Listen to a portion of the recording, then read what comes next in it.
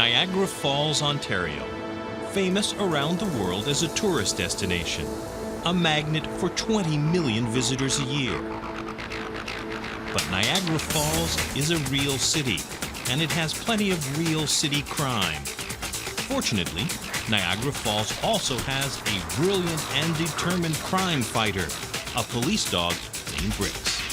He and his partner, Gord Nash, work for the Niagara Regional Police Force's Canine unit. It's work that Bricks loves. If he could talk right now, he'd probably say, let's get out on patrol. He likes nothing more than to go out on patrol. That's life for him. As a police team, Bricks and Gord are constantly together. Their boss, Staff Sergeant Bob Wright, is very happy about that. Gord and Bricks are an excellent team just because they share similar characteristics. Bricks has endless energy and endless desire. He continues and continues and continues to work. And Gord is the same kind of police officer. He is tenacious. Okay, it looks like the garage is clear. So what we'll do is we'll broadcast the vehicle, we'll check the area, see if anything turns up from there, okay? Working with the police service dog, you tend to dig more. You tend to go in those areas where there is a lot of danger, where there is a lot of break-ins and robberies, because you know you have a backup right here. And he didn't fail me, never has, never will. Bricks and Gord are not only together during the working day, they're together all the time. Want your ball? Now he's gonna walk backwards. You spend so much time with the dog. You know, tonight we go in, we work a 12-hour shift together. He comes home with me, I feed him, we go out for walks together. So you actually spend almost more time with your police service dog than you do with your own family. You spend so much time with them. My children spend time with them. My daughter really likes playing with them. You know, he goes out in the backyard and he rolls over on his back and she scratches his tummy and grooms him with the brush. A great police dog like Bricks is a highly trained professional, capable of knowing how to act whether he's on duty or off duty.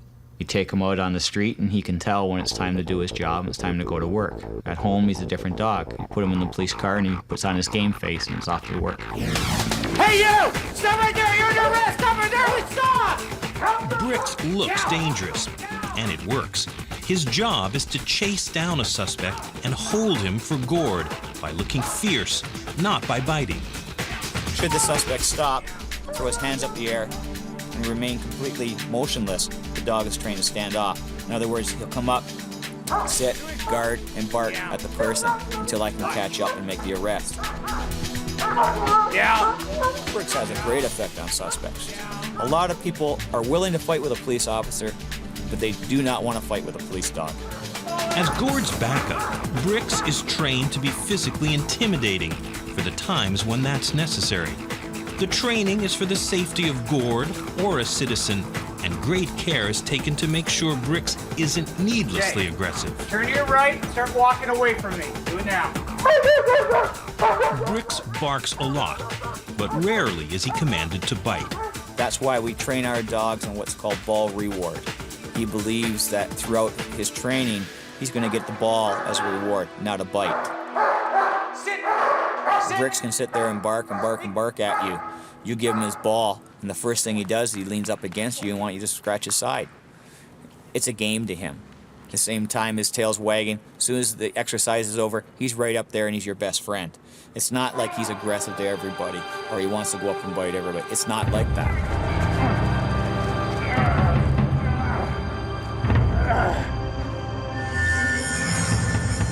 Bricks' intelligence and acute senses can be the difference between life and death for Gord and his fellow officers. If I'm chasing somebody from a break-and-enter or a robbery, I don't know if that suspect's going to give up.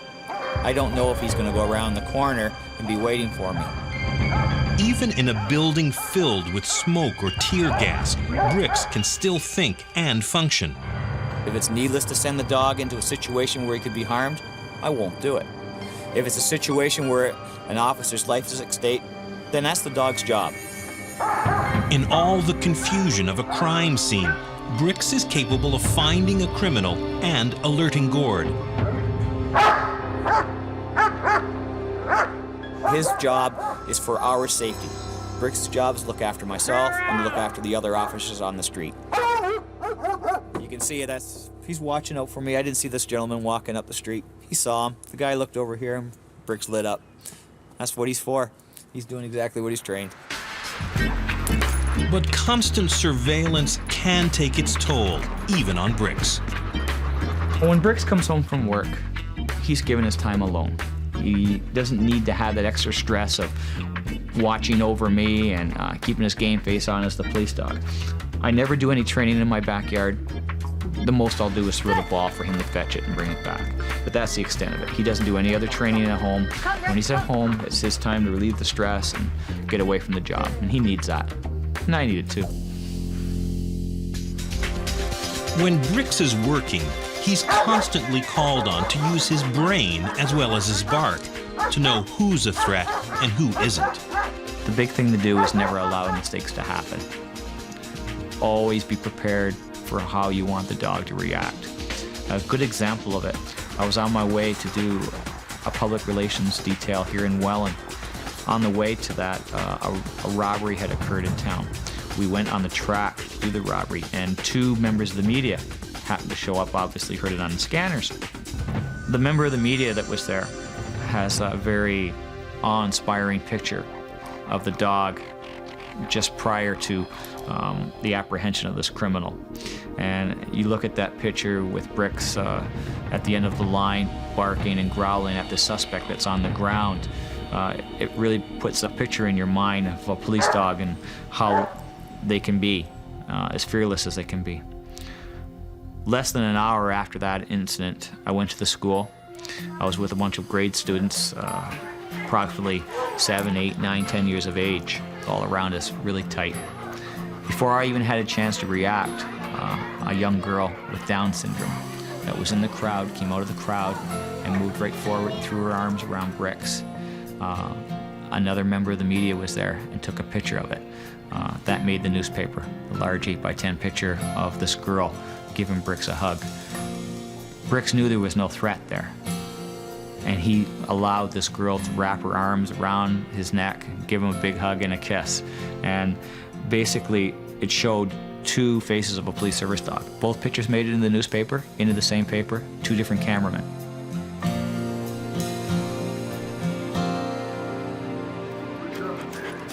Sometimes Bricks has used his intelligence in ways that no amount of training can account for. One time, it saved Gord's life. Bricks has come to my aid numerous times. One in particular was a couple of years ago. There was a lady who had her car stolen, and heading into that area, the stolen vehicle that was just broadcasted on the police radio passed me. With Bricks in the back seat, Gord turned and started a high-speed chase that ended a few miles later at a deserted farm.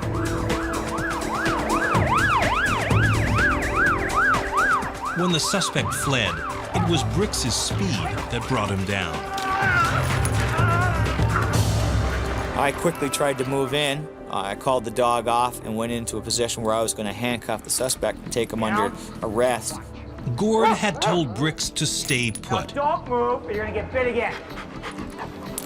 Do not move. What Gord didn't know was that the suspect had both pepper spray and a large knife.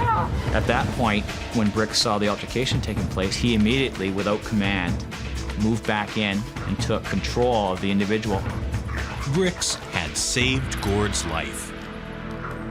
Constable Nash released his police service dog, ordering the dog to chase and apprehend the fleeing driver. Gord received an award for his actions that day, but in his heart, he knew who else should have been there.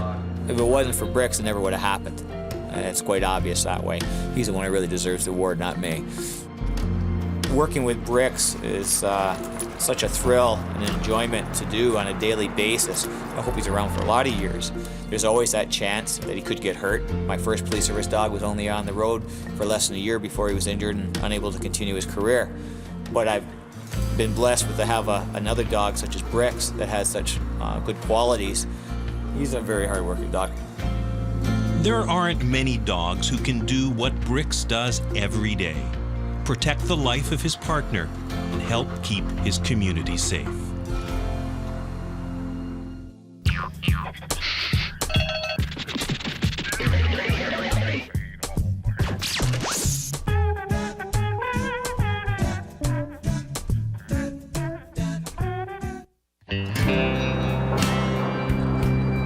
Up in the hills beyond Salt Lake City, Utah, lives a very special dog, and his owner, Kathy McNulty.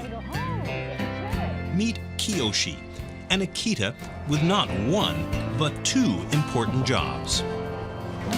One of Kiyoshi's jobs makes it necessary to put up with what looks like the beauty treatment of a pampered pet. But that's not why it's being done. Really keeping the ears fresh, getting rid of any excess wax.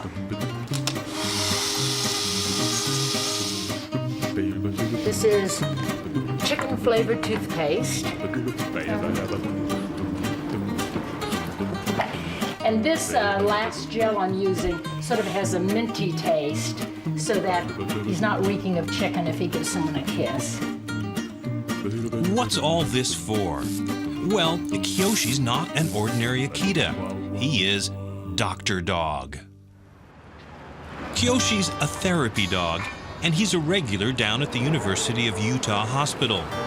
Once a week, Koshi takes people's minds off their troubles. Today, Mrs. Rivera, who's having chemotherapy, has made a special request to see Dr. Dog. Hi, Mrs. Rivera. Hi, how are you guys? I'm very good. This is Koshi. And I heard you had Akitas before. Yes, I've had 3 of them. Kiyoshi's passion is therapy work. It's where he excels. He seems to know what people need. One of Kiyoshi's strengths is his calmness. He not only distracts people, he seems to soothe them. This is particularly important in the tense atmosphere of a surgical waiting room. Everyone here is worried about a loved one, and it helps ease the stress to see an Akita with a frog toy on his back. Hi, everyone. I'm Kathy McNulty, and this is my Akita Koshi. And Koshi is a surgery waiting room dog. His favorite area of work is working with children. Rarely does he attempt to pull me somewhere, but if he sees a child, he does take a little liberty and, tries to get me to let him go over to the child. He's a gentle dog. He is a low-key, sort of a couch potato of a dog. He seems to know what they need, and he's able to give it. Do you like dogs? Yes? Let me show you the softest part of him. Feel right there. Slowly, Koshi works his magic. The tension in the room goes down a notch as people get interested in this big, friendly dog. It's like all dull and stuff, and then when he came in here, everybody like changing to happy, like being happy and stuff, excited. Kiyoshi's made a big impression on 14-year-old Josh. Josh is here with his grandmother, waiting while his mom undergoes brain surgery that is lasting most of the day.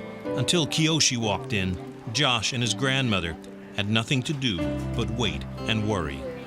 Josh even gets to try out a few commands. Koshi, stand. Okay, I get it. This dog has been the best thing in the world for Josh today because he's been really upset. His mother is his whole life. They're just for each other. They're always there. So that dog right now has given him a real release. I'm certainly glad they brought it up here. It's been really good for him. Oh, I think he's found a new friend. It's happened again. Kiyoshi's calm presence and honest goodwill have brought relief to the surgical waiting room. That's what Dr. Dog is there for. Come on, let's go. After their long day at the hospital, Koshi and Kathy get some good news. Josh's mother's surgery has gone well. She'll soon be in the recovery room. It's a happy moment, and Koshi gets some well-deserved thanks. It was good to see you. Good to see you too. Bye-bye. Bye. Okay. Kathy and Koshi live together on a farm outside of Salt Lake City. I found Koshi in Northern California. I had been looking for an Akita to join our life, and the minute I laid eyes on this pup, I knew I had to have him. He was handsome. His personality appeared to be unflappable. Very, very social for a puppy. The two have been together for 7 years now.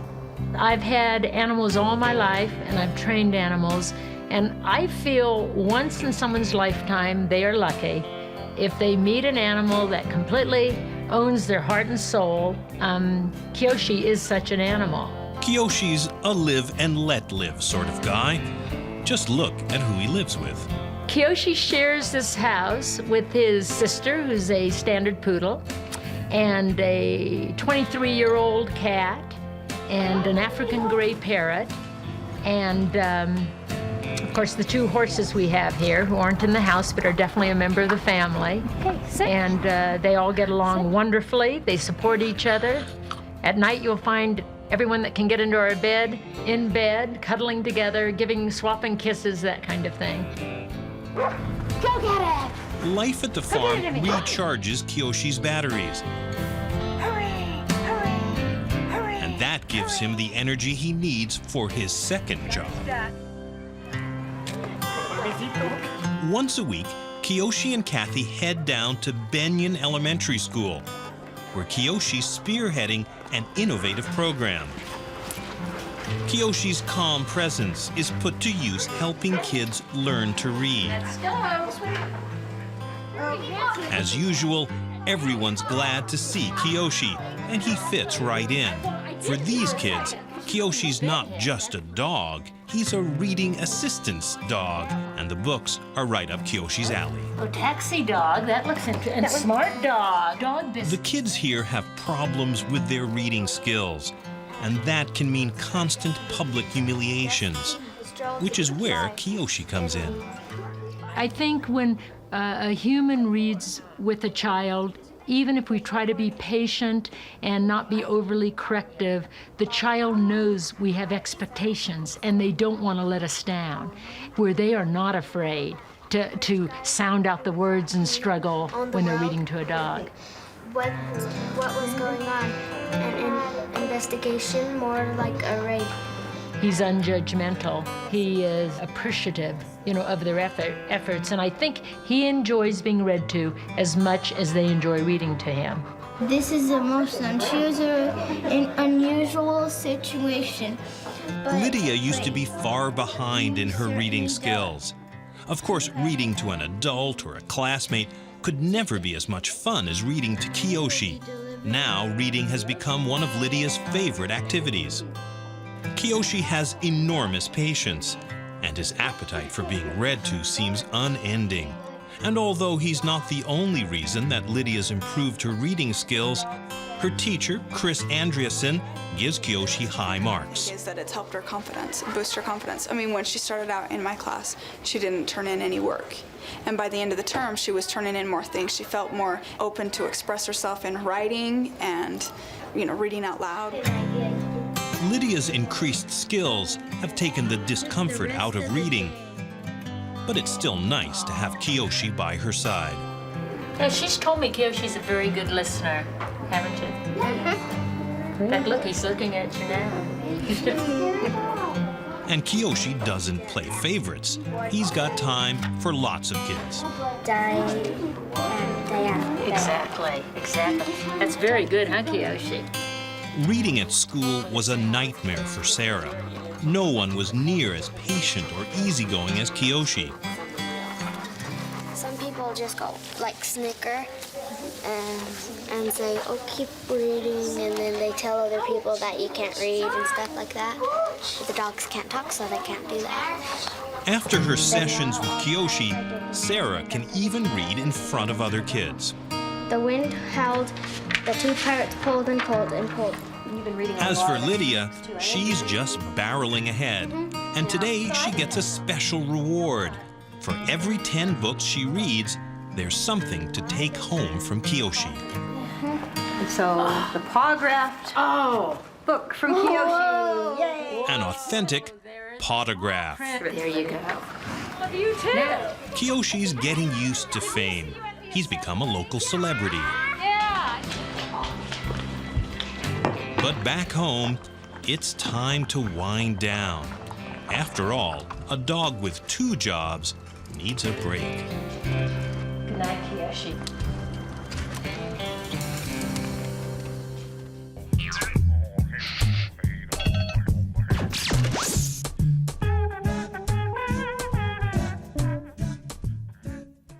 Lots of families have rabbits as pets, but it's not often that the family dog has the rabbits.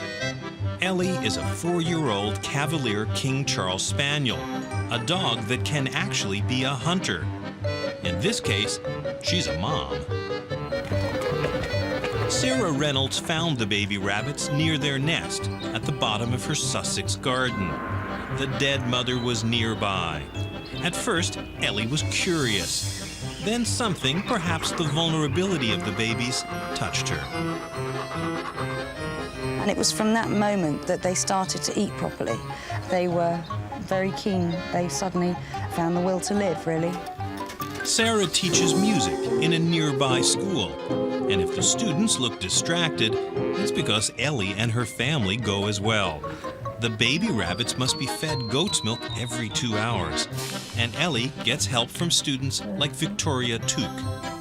When I first saw the dog with the rabbits, Ellie was being very protective of them and looking out to see that no one would hurt them. It was amazing how much she cared for them. These babies can sleep safely, knowing Ellie is on the job.